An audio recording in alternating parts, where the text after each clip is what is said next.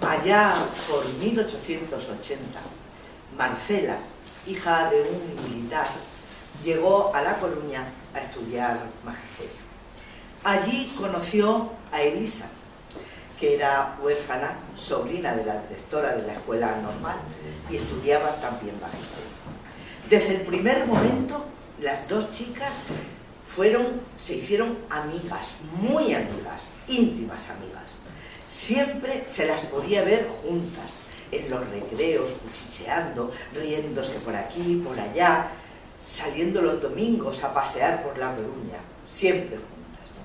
Marcela, en todas las cartas que escribía a la familia, siempre hablaba de Elisa, que sí, qué buena amiga era, que qué divertida era, que cómo se lo pasaba con Elisa.